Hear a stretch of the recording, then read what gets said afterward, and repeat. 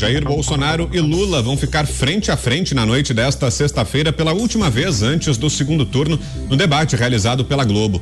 A partir das 9:30 da noite, os candidatos terão 1h30 para apresentar propostas para o Brasil e convencer o público de quem é o melhor para comandar o país pelos próximos 4 anos. Dividido em 4 blocos, os candidatos poderão falar livremente em alguns momentos e em outros devem discursar sobre temas definidos pela equipe de jornalismo da emissora. Além disso, cada um terá 1 minuto e meio para fazer as considerações finais. Bolsonaro levará o ex-juiz Sérgio Moro como seu convidado para o embate, enquanto Lula estará acompanhado de André Janones. O último encontro entre o presidente e o petista aconteceu no debate da Band, no dia 16 de outubro.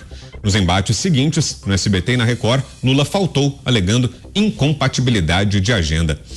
Com esse destaque, a gente abre o programa desta sexta. Vamos direto a Brasília. José Maria Trindade, expectativa por aí, Zé, para esse último debate antes da votação de domingo. Salve, Zé, boa noite. Virou um grande evento, né? Muito boa noite, meu caro Vitor. Boa noite, Roberto, boa noite, Paulo, e boa noite a você que nos acompanha sempre aqui nessa resistência, nos pingos nos is, é isso aí.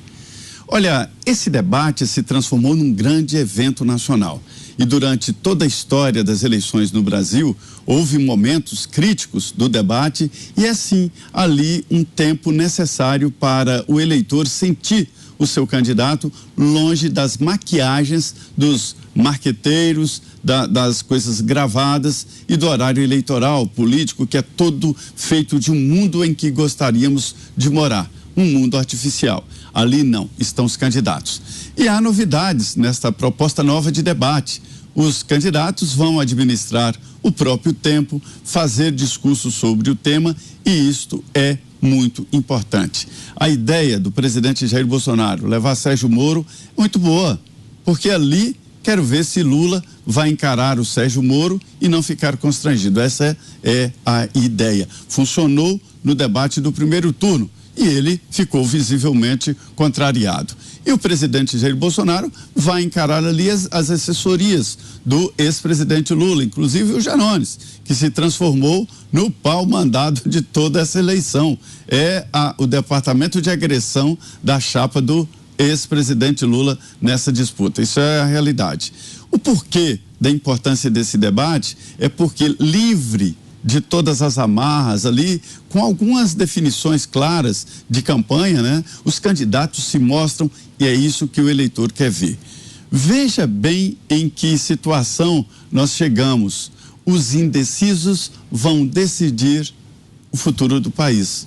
Isso porque todas as pesquisas mostram que um pouco mais na frente, um pouco mais atrás, a eleição está aberta. Não adianta, a eleição está aberta. E exatamente esse debate pode definir o futuro da eleição.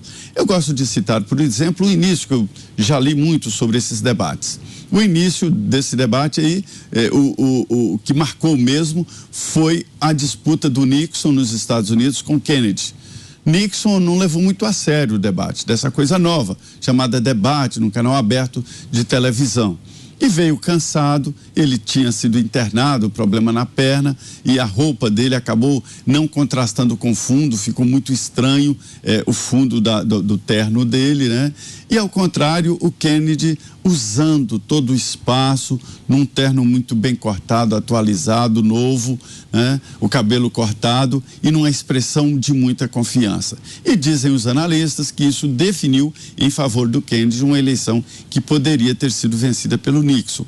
De lá para cá, os Estados Unidos, isso aí se transformou também num grande evento e veio para o Brasil. E nós já temos aí uma coleção de debates memoráveis e inclusive a grande história de que Collor ganhou a eleição do Lula exatamente no debate. Ali ele amarelou e não teve condições de vencer o Collor de Mello. E os debates nos estados acabaram repetindo ali algumas joias de debates dos Estados Unidos, como você teria coragem de comprar um carro usado deste sujeito, ou coisas tipo, você sabe quanto custa um pão na padaria, um pãozinho, você sabe qual é o preço de 1 quilo de carne ou de uma passagem de ônibus, várias pegadinhas que fizeram ali o candidato fraquejar e se constranger. Portanto, é um momento aberto onde tudo pode acontecer, mas eu devo dizer que aqui em Brasília as duas campanhas estão dizendo o seguinte, que o grau de decisão está tão alto que ninguém muda muito o voto mesmo no debate não, viu? Só se acontecer uma hecatombe, né, nessa grande disputa de hoje. Análise agora do Paulo Figueiredo. Boa noite, Figueiredo. Boa noite, Vitor. Boa noite, Zé Maria, Mota, Salles. Boa noite a todos que nos acompanham nesse que é o último dos Pingos nos Is especial de eleições.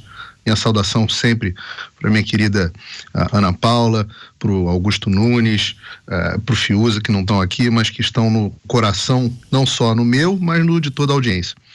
Olha, eu conversei, Vitor, com alguns assessores da campanha do presidente Bolsonaro e o que me parece é que nós vamos encontrar o mesmo presidente das últimas edições do debate. Um Bolsonaro calmo, porém certeiro. E foi assim que ele se comportou na maioria, na maior parte do tempo nos últimos debates. A avaliação da campanha do presidente é que ele foi melhor nas últimas edições, especialmente nessa última, agora e única, que nós tivemos no segundo turno, onde ele teve bastante domínio, não só dos temas, principalmente no segundo e terceiro bloco, mas domínio dos temas, domínio do espaço, domínio do tempo, domínio psicológico. E parece que nessa vez nós vamos ter um debate parecido, com um pouco mais de movimento, um debate um pouco mais solto, com uma maior liberdade por parte dos candidatos. E o Lula, eu acho que acompanha a visão do Bolsonaro de que ele não foi bem nos debates nos quais participou. Tanto não foi bem que ele fugiu dos outros dois debates que nós teríamos neste segundo turno. Não apareceu, fugiu, alegou uma dor de barriga e não foi.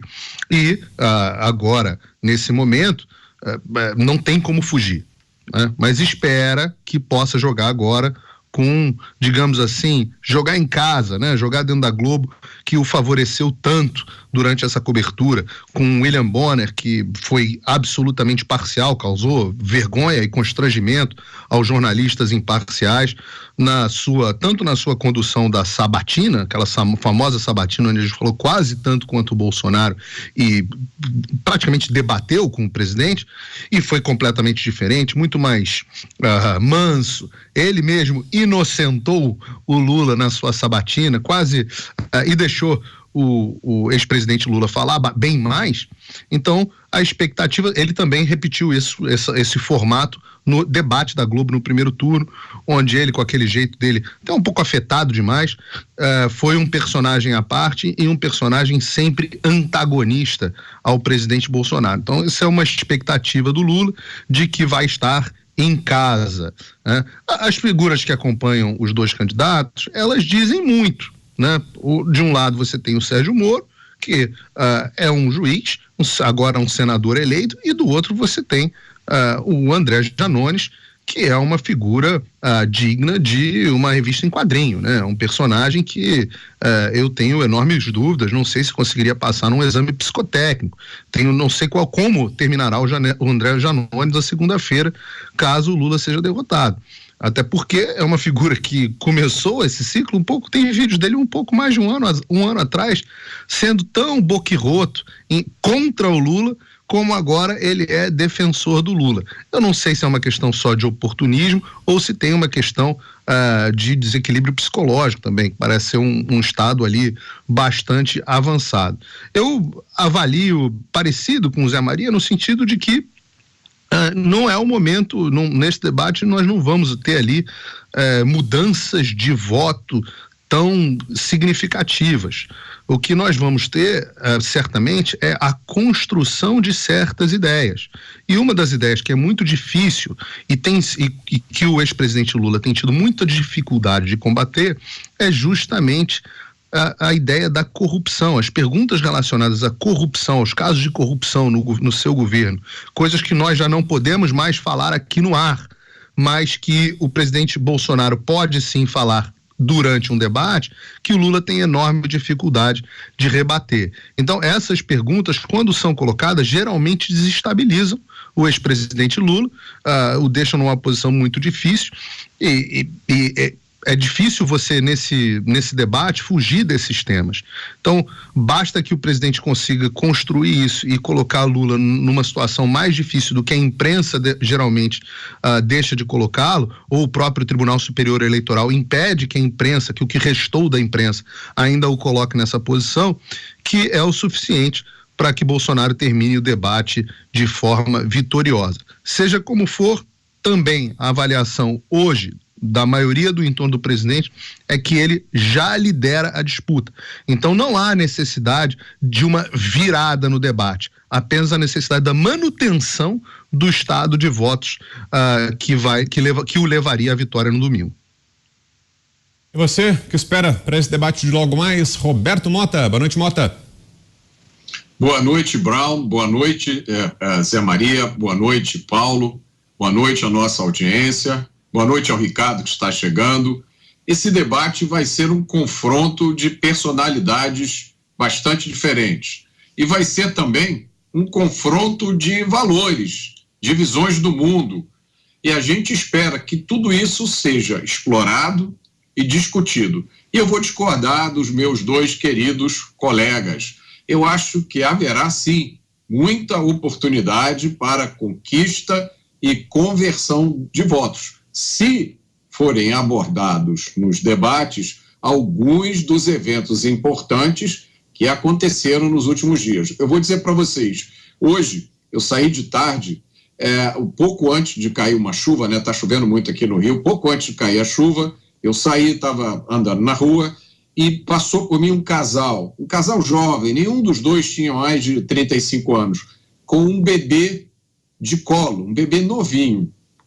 E eu fiquei pensando, esse bebê vai receber os benefícios ou arcar com as consequências da decisão que o país vai tomar no domingo? É esse bebê, é para ele que as coisas vão acontecer, que as coisas boas vão chegar, ou é para ele que a conta vai chegar para que ele pague a partir das ideias, dos valores, dos projetos de quem for eleito no próximo domingo. De que forma isso muda para os candidatos? É uma evolução. Eu falei aqui do início dos debates lá nos Estados Unidos, lá em 1960, né? Até as câmeras eram diferentes, os estúdios, a iluminação, e agora a gente volta exatamente para demonstrar esta espontaneidade, e isto é importante. Olha, Vitor, eu gostei do novo formato, né? Tirou um pouco aquela ideia do púlpito, dos candidatos ficarem lá no púlpito, segurando ali com aquela tensão e não se apresentavam como pessoas, né? Eu acho que agora, mostrando o corpo inteiro, as pessoas andando, os candidatos até se tocando, né? Isso humaniza mais o candidato e dá ao eleitor, dá ao telespectador ali uma ideia real do que está acontecendo. Câmera aberta, mostrando os dois, né? E tudo mais.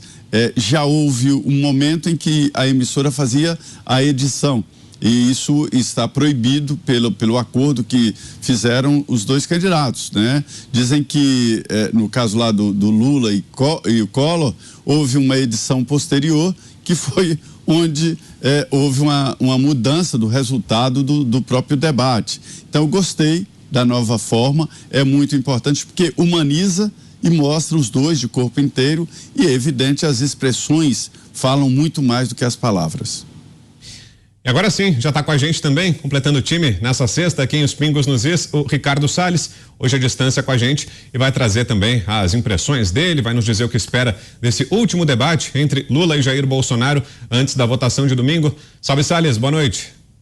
Tudo bem, Brown? Boa noite a todos. Um prazer estar com vocês novamente aqui, infelizmente remoto, mas está ótimo. Olha, realmente é um debate decisivo. Eu creio que o presidente Bolsonaro vai ter a grande oportunidade de expor mais uma vez as incongruências, as incoerências, as inconsistências das propostas, ou até da ausência de propostas, né, do lado do PT. Você vê que o Lula quis fazer um gesto para o mercado e o tiro saiu pela culatra, porque o mercado achou péssimo a carta dele, demonstrou primeiro um despreparo, segundo superficialidade e um risco enorme daqueles que dizem, não, o Lula vai ser moderado. Não vai. A carta que ele assinou já deixa claro que o caminho está aberto para as radicalizações, para as posições heterodoxas na economia que nunca funcionaram em país nenhum, não vai ser no Brasil que iria funcionar, não é? Então, eu acho que o debate é uma grande oportunidade para o presidente deixar claro quem é o Lula de verdade, não o Lula dos marqueteiros.